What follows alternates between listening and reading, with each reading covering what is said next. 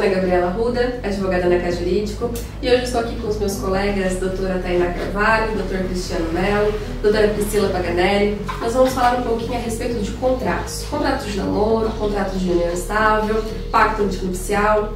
Bom, doutora Tainá, mais cedo a gente estava conversando, né, começando ali pela ordem cronológica, a respeito do contrato de namoro. A senhora estava me dizendo que tinha até uma decisão do STJ, como que havia iniciado esse popular contrato de namoro.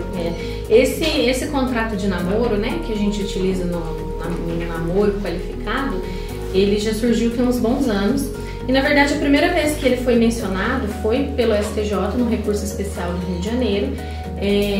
Na verdade a situação era um casal, né? Em 2003, salvo engano, eles começaram a namorar. Ele foi para o exterior, ela foi em seguida. Em 2004 eles ficaram noivos. E em 2005 ele comprou um apartamento aqui no Brasil com recursos próprios dele. E eles começaram a morar nesse apartamento. Em 2006 eles se casaram e esse casamento ele durou 2 anos. Quando no divórcio a mulher ela quis reconhecer o período em que eles moraram juntos como uma união estável. Então foi todo aquele litígio, né, aquela briga, porque ela queria metade do apartamento. Ela ganhou em primeira instância, ganhou em segunda instância. No recurso especial, o ministro Marcos Aurélio, ele entendeu que o que teve nesses 2 anos não foi uma união estável, e sim um namoro qualificado, que foi onde surgiu esse termo no mundo jurídico. E a gente estava inclusive comentando, né, como os namoros de hoje são bem diferentes dos namoros de antigamente. E principalmente no período de pandemia, a procura por um contrato de namoro aumentou muito. Porque as pessoas elas foram, vamos economizar o aluguel, vamos morar junto, lockdown, então já vamos ficar junto para não precisar se locomover. E aquilo abriu uma brecha, né, para que depois, no término, uma das partes discutisse ali a união estável e a partilha de bens. Então, na pandemia, a procura pelo contrato de namoro começou a ser bem maior, né? E era isso que a gente estava comentando, né, doutor? Sim. Hoje a gente vê que a gente recebe muitas ligações, muitas perguntas em relação a isso, ao contrato de namoro, né? Porque as pessoas, como você tinha falado, né, doutora, às vezes ela já passou por um casamento, ela já passou por uma experiência que de repente nem foi tão boa, porque a gente sabe que quando mistura patrimônio e relação afetiva, nem sempre o negócio dá certo. Então as pessoas procuram esse contrato de namoro até para se resguardar, né? Para que os patrimônios e a questão afetiva ela não fique misturada no contexto, para ficar bem dividido, né? Olha, vamos viver esse namoro, vamos ver primeiro o que vai dar e depois, caso, né, a gente consiga ver que constituiu realmente uma coisa mais séria e parte para uma união estável, casamento. O importante é isso, é saber exatamente o que é o namoro, o que é uma união estável. Então, o namoro é aquele relacionamento ali, no presente, sem um futuro, né? Então, já diferentemente da união estável. A união estável, a pessoa está ali, está no convívio com a questão ali além do convívio, a expectativa, né? O objetivo de constituir uma família. Da família, realmente ali. É o que falta no namoro. Exatamente. Acho que a diferença, assim, digamos, do contrato de namoro para a união estável está no seguinte: a união estável, ela tem ali, né, ela rege ali de acordo com o artigo 1723 do Código Civil e ela tem alguns requisitos para ser preenchidas para ser configurada, então, uma união estável. E aí, o ponto-chave ali da diferença da união estável para o contrato de namoro é justamente aquela questão do objetivo de construir família. Né, o STJ tem aí uma decisão, um julgado, que ele fala que na união estável, esse objetivo, esse ânimo é o presente. Então, agora eu estou com uma pessoa e agora eu quero construir uma família. Por mais que assim, que a gente não vai ter um filho, né, recentemente, mas a gente quer essa constituição agora. Já no namoro, não. No namoro, pode ser que sim, pode ser que não. Então, assim, só tem que tomar muito cuidado. Esse é o ponto-chave, porque um contrato de namoro, se ele cumprir todos os requisitos ali, todos, ele passa a não ter mais validade e futuramente ele pode ser, né, questionado como sim uma união estável. E aí o Dr. Mello falou, realmente a gente estava comentando a respeito dessa questão, e o contrato de namoro ele é importante, ele é muito bom, porque e ele é totalmente válido. Ele é válido para aquelas pessoas onde o casal entenda que é namoro. O casal não quer manter cada um com seus bens, quer manter cada um com a sua rotina, apesar de muitas vezes morar junto, dividir os bens, as responsabilidades, cada um tem essa particularidade, cada um tem o seu modo. Doutora, eu acho até interessante você ter mencionado que é um contrato que pode ser desconfigurado se a situação do casal não for a de um namoro. Por quê? Porque hoje é um namoro, tá tudo bem, nosso objetivo aqui é economizar, dividir um aluguel, dividir uma despesa, mas nem todo término é muito amigável, né? Então hoje, na hora de assinar um contrato de namoro, tá tudo muito lindo. Mas os términos geralmente não são muito amigáveis, então isso pode, o que pode acarretar? Uma das partes leva o contrato para o judiciário e fala, não, eu não vivi isso, eu vivi uma união estável, tá aqui, a gente cumpriu esse requisito, aqui o objetivo de construir família, era união pública, contínua, duradoura, e aí, se acontecer isso, e de fato eles tinham um contrato só para maquiar a situação deles, pode ser desconfigurado muito facilmente. Por isso da importância, né, das pessoas, assim, antes, se possível, né, sempre consultar um advogado da sua confiança para ele orientar, né? Exatamente. Então, assim, olha, quando que eu vivo um relacionamento tipo namoro? O que é namoro? Quais são os meus namoro? objetivos? Olha, os meus objetivos são isso. Como eu posso me resguardar? Isso, é importantíssimo. E também a forma, né? Vai registrar esse contrato, né? A gente, assim, como um contrato, né, tradicional, ele pode ser particular ou ele pode ser levado a registro, né? Pode ser através de cartório. O advogado, acredito que a maioria, sempre orienta a que seja feito através de um cartório. Por quê? Porque num contrato particular, uma das partes pode alegar que foi coagida, né? Então a pessoa leva lá, na hipótese da doutora, leva um contrato lá, fala que independente daquele contrato, preenchia todos os requisitos da união estável. Entretanto, ela, apesar de haver aquele contrato, ela pode muito bem ter sido coagida a assiná-lo, né? Isso acontece, né? Eu falo que a boa-fé, nem sempre a gente consegue, né, contar com a boa-fé das pessoas, mas sempre tentar ir por um cartório, procurar um advogado, um contrato de namoro, tem cláusulas específicas que podem ser limitadas entre as partes, né? Não peguem um contrato de internet, porque um contrato de internet é totalmente genérico. Num namoro, assim, em todo relacionamento que se inicia, tem muito aquela questão, estou vivendo esse relacionamento, nós estamos tudo imediato, quero me casar, quero namorar só, estou vivendo aquele amor, enfim. Mas o tempo passa, às vezes não dá muito certo, às vezes você passa efetivamente a conhecer aquela pessoa.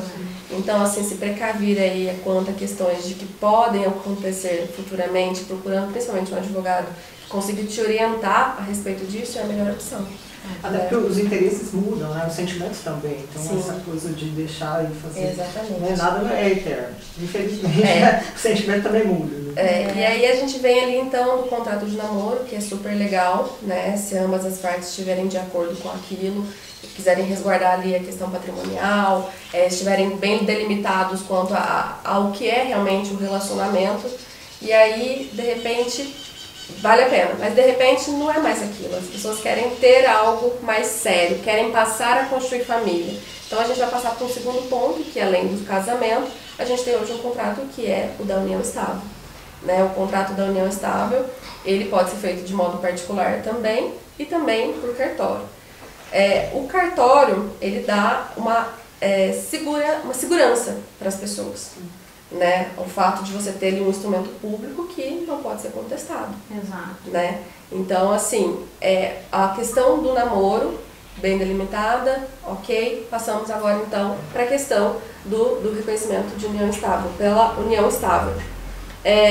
Se uma união estável não é reconhecida, se você não oficializa essa união estável, e eventualmente um dos cônjuges, um companheiros, né? Porque na realidade na união estável não tem essa denominação casado, né? A pessoa vive em união estável. Tanto é que depois, se ela deixa de ter união estável, ela volta a ser solteira. Isso já não acontece com o casamento. Então, se eles não delimitam isso e um dos companheiros vem a falecer, se não teve, a justiça coloca o regime de bens como o parcial. Até mesmo se não se tratando de falecimento, né? Se o relacionamento acaba e eles vão buscar um reconhecimento no judiciário, também vai ser aplicado esse regime da comunhão parcial de bens, né? Aí você pode escolher da forma que você vai na quiser. regra parcial de bens, né, que é aquele que na união, né, a partir do momento que houve ali a convivência, todos os bens adquiridos na constância vão ser divididos. Independente ali de quem pagou, né? Independente. E falta muito assim busca por orientação, porque hoje em dia as pessoas elas estão ali morando juntas, né? E aí quando o relacionamento acaba, que eles percebem que podem cair ali na união estável, aí começa, não, mas eu comprei com meu dinheiro, mas eu não quero dividir isso. E é somente nesse momento que ela toma conhecimento de que os bens têm que ser partilhados, porque elas não regulamentaram e agora vai cair no regime da comunhão parcial de bens. E assim, os reflexos são vários, né? Vários. Porque tanto essa questão da própria divisão ali do apartamento, de uma casa, de um carro, de uma propriedade, quanto questões também, por exemplo, de pensão, né? De pensão para o casal. Olha, ele trabalhava, ele sustentava a casa, eu só cuidava, que é um trabalho também, mas essa pessoa consegue a pensão ali, tendo o reconhecimento dos da união conflitos estável. sucessórios, né, que também gera inúmeros conflitos. Sim. Porque isso eu acho que mais pega, né? Porque as pessoas não se preocupam com isso e depois vem, infelizmente, um vem a falecer, aí entra a família no meio e vira confusão. E eu falo assim, essa questão do reconhecimento inicial, inclusive na questão da homossexualidade ali, dos casais, né, homem com homem com mulher, enfim, de todos os gêneros possíveis, quando não tem esse reconhecimento, é importante você saber que na falta de não havendo esse reconhecimento, se a família dele estiver de acordo, pode ser feito tudo extrajudicial no cartório. Mas se um dos herdeiros não estiver de acordo, somente através de uma ação judicial. Isso aí pode ser levado anos. A gente está aí, né? Acredito que todos nós aqui temos diversos processos aí que a gente entra acreditando que tem a boa-fé, né, dos herdeiros da outra parte, e a outra parte não é bem assim. Infelizmente, hoje, quando envolve dinheiro, envolve bens, né, as pessoas não querem saber muito de facilidade, de dividir, de reconhecer. Então, sempre tem, né, algum problema. Então, aquela coisa.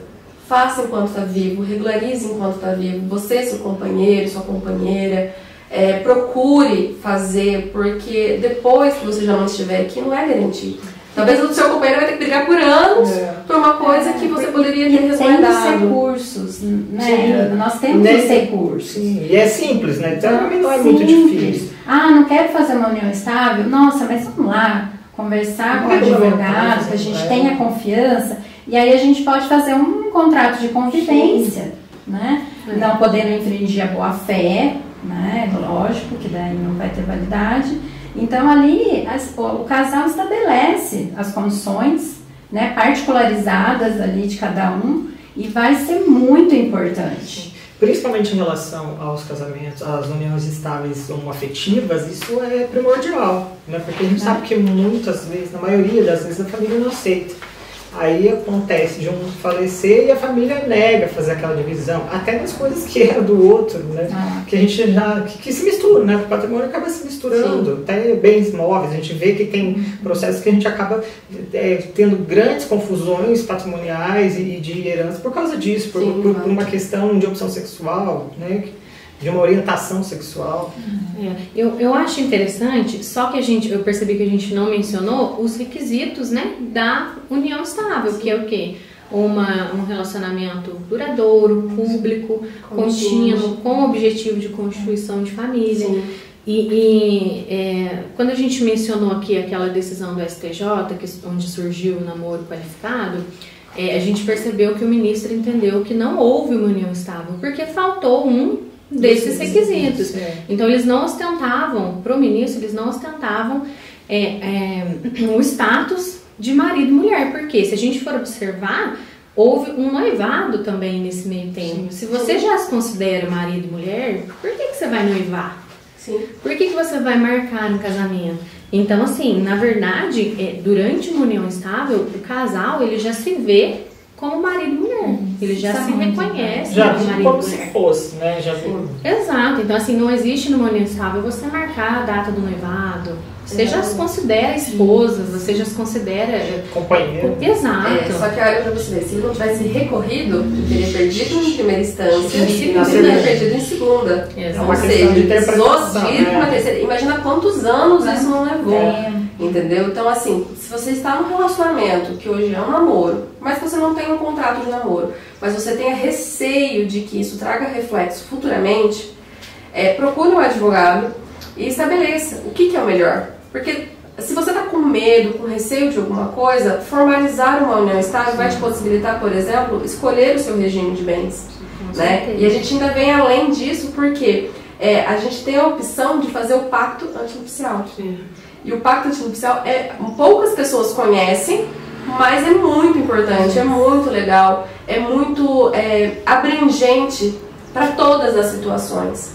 Né? Eu acho que se todo mundo tivesse o pacto antinupcial, a gente teria menos litígios. Menos litígios, menos ações judiciais. Os objetivos ali ficam claros. O que cada um quer, o que cada um precisa, o que é necessário para cada um. Exatamente. Fica muito claro. Particularizado, né, de cada casal. E ainda tem um ponto que, eu não sei se vocês recebem esse tipo de pergunta, mas o pessoal costuma questionar muito o tempo mínimo. Em quanto tempo eu preciso morar com a pessoa para configurar uma união estável? Você já recebeu essa pergunta? Sim, todo mundo pergunta, né? Já. E engraçado, a gente estava comentando mais cedo, de que não precisa de ser 2 anos, são 2 anos. E não é. É porque assim, algumas leis, por exemplo, o INSS, até 2 anos, precisa ser configurado porque a partir de 2 anos você recebe um valor. Às vezes, previdência privada, se você conseguir comprovar 2 anos, você recebe alguns meses. Se for mais de 2 anos, você recebe vitalício, ou de acordo né, com a lei, da idade, com as peculiaridades. A gente não pode generalizar. Sim.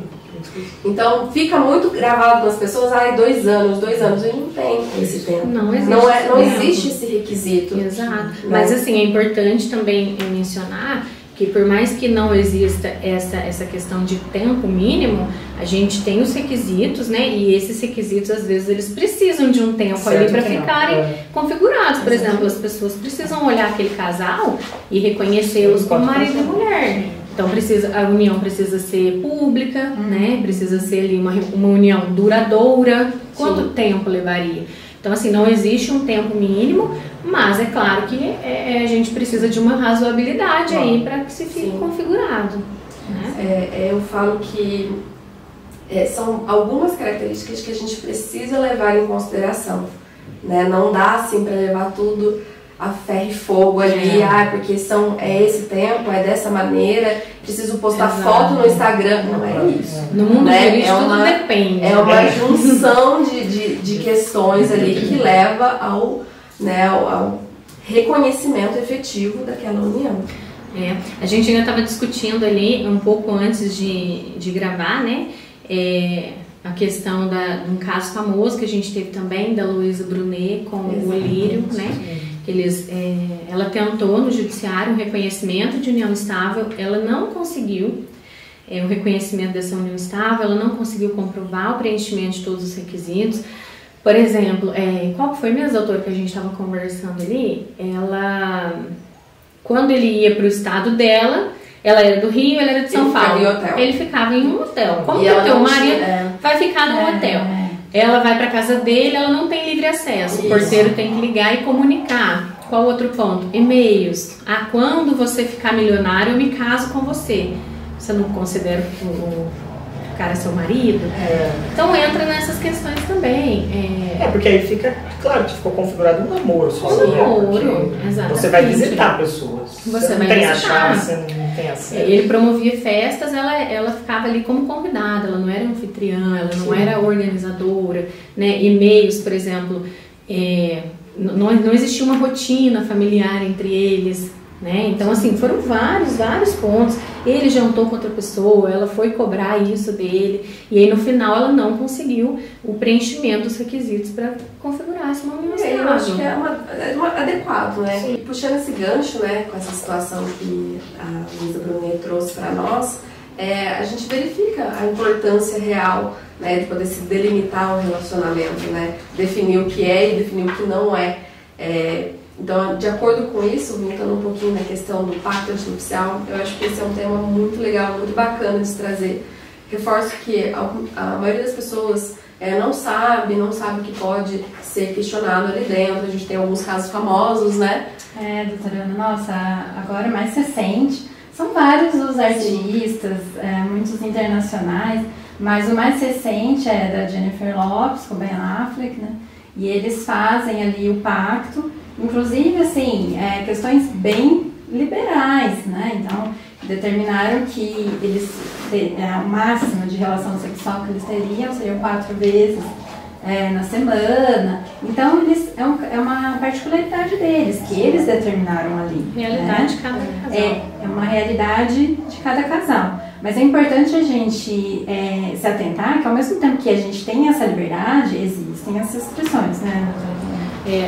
Na verdade, o que não pode constar no pacto antinupcial, apesar de toda a liberdade, né, que o casal tem, são aquelas cláusulas que vão contra a nossa legislação e as cláusulas que vão contra a dignidade do outro, né? Que eu já vi um pacto antinupcial falando que aquele que pedisse o divórcio deveria pagar uma indenização ao outro. Então isso não tem cabimento, você tem liberdade de pedir o divórcio. Quando a gente vai falar na alteração em regime sucessório, isso não pode, e alguns outros pontos, né? A questão que não pode, né, inclusive, é que se tivermos filhos e se tiver a separação, a pensão desse filho vai ser tanto. Isso não pode. Ou a guarda fica comigo. Eu falo assim, várias coisas podem acontecer. O contrato, na verdade, o pacto antinupcial, ele traz essa liberdade das partes de delimitar algumas coisas que podem acontecer, desde as mais simples, como, por exemplo... domésticas. Exatamente. Meu marido vai lavar a louça da cozinha na segunda e na quarta, e eu vou lavar na quinta e na sexta, e no sábado a gente vai jantar fora. Posso colocar isso, né? Desde as mais inusitadas. Em questão de traição, meu marido ou a esposa vai ter que pagar R$1 milhão. Essa da traição acho que é a mais usual. É a mais usual, né? É a mais famosa. Guarda de pet também, as pessoas geralmente guarda compartilhada. Exatamente. E tem também a cláusula de paz, né? Que as pessoas colocam. Se esse relacionamento aqui acabar, nós vamos, antes de dar entrada na papelada, a gente vai dar um tempo de 6 meses, a gente vai procurar uma constelação, a gente vai procurar uma mediação. Perfeito. Porque é importante. Sim. Eu acho que se os divórcios, ele passa por uma fase muito crítica, principalmente quando acaba por conta de traição, tem aquela fase da não aceitação, né? Aquela fase que você quer se vingar, você não pensa racionalmente em você não pensa racionalmente, às vezes, se você tem filhos, nas consequências daquilo. Lógico que quando tem traição, vai de cada um, mas o curso normal é que provavelmente acabou o respeito, acabou a confiança, então o relacionamento não tem mais que durar, mas aquilo não é a ponte para acabar com tudo, para prejudicar o próximo. Então fazer tudo de uma forma inteligente para que ambas as partes saiam daquele relacionamento de uma forma segura, né? Sem traumas e principalmente sem problemas ali quanto à questão patrimonial, sem brigas que às vezes levam anos no litígio, deixando o seu bem, por exemplo, à mercê de uma decisão de um juiz. Claro. Né? Então, assim, dar um tempo ali e poder estar junto com essa questão de poder ter um terceiro mediano, passar por uma constelação familiar, é muito bacana.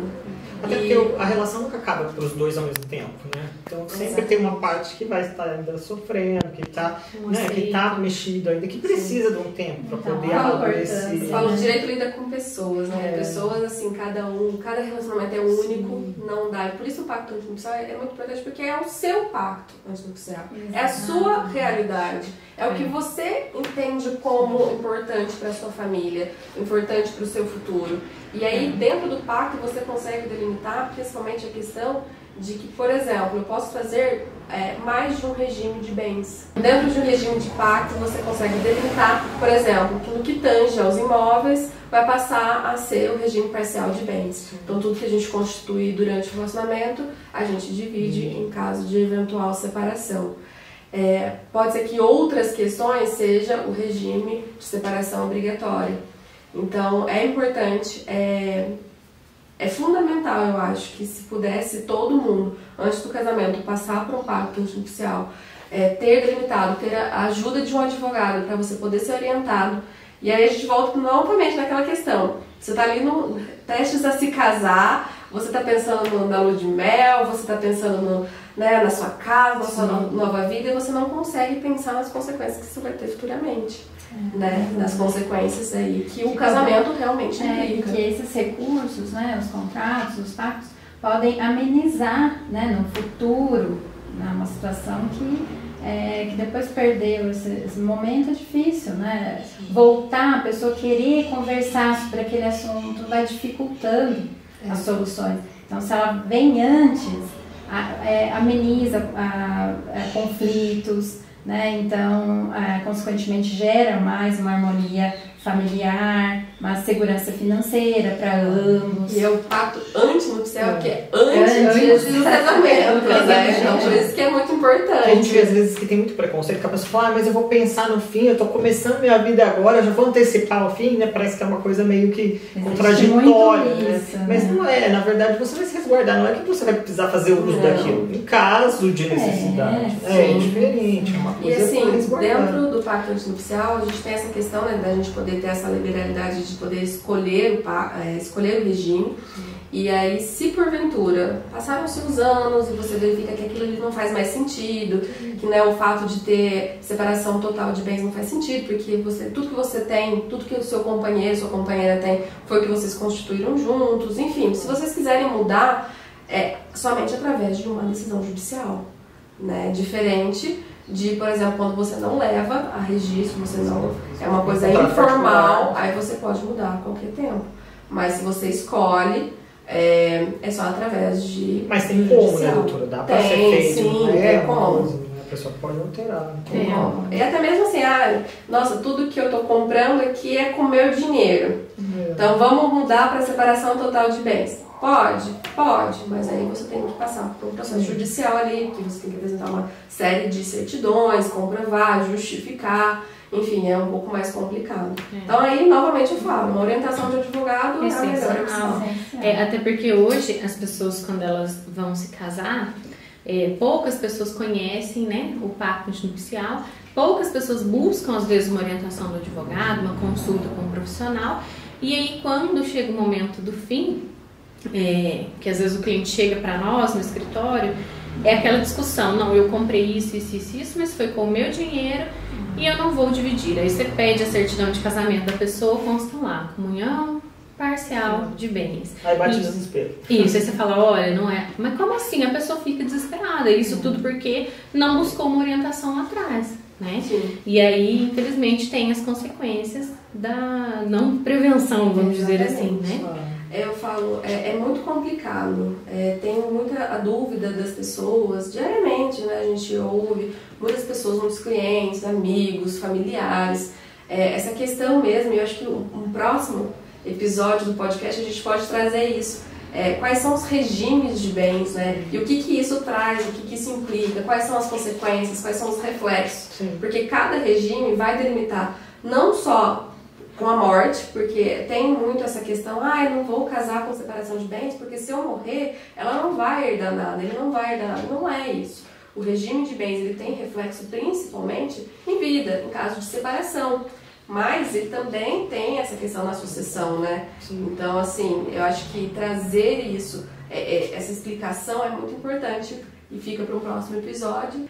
Porque hoje foi muito legal, foi um bate-papo muito interessante, a gente teria aí vários casos, de celebridades para poder contar, tinha do Pato, o jogador de futebol, outras também que a doutora a gente estava conversando mais cedo. É um tema bastante interessante, é um tema que realmente aí tem vários desdobramentos.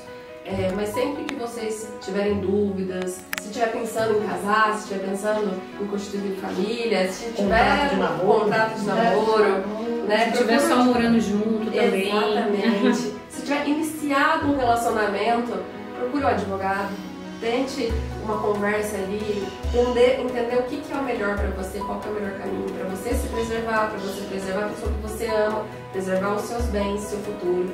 E é isso. Agradeço a presença da doutora Tainá, do doutor Cristiano, da doutora Priscila. Foi um dia muito agradável e até a próxima.